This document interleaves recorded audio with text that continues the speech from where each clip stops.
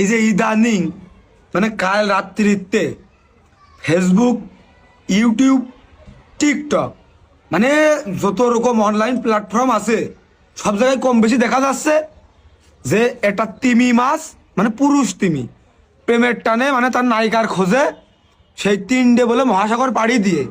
13,000 বর্গ কিলোমিটার না কত কিলোমিটার বলে পথ অতিক্রম করে তার নায়িকার খোঁজে বলে বেরিয়ে মানে ওই মেয়ে তিমির উদ্দেশ্যে। আচ্ছা, তাই এখন আমার প্রশ্ন হচ্ছে ওই তিমি মাছ যে ওর নায়িকা তিমির কাছে যাওয়ার জন্য 13,000 বর্গ কিলোমিটার পাড়ি দিয়েছে না কত কিলোমিটার পাড়ি দিয়েছে আর 3 ডে মহাসাগর পাড়ি দিয়েছে, এই কথাটা ও কার কানে কানে কয়ে গেল? না আমার পয়েন্টের কথা আমার উত্তর দিতে হবে, আর উত্তর দিতে হবে। আবার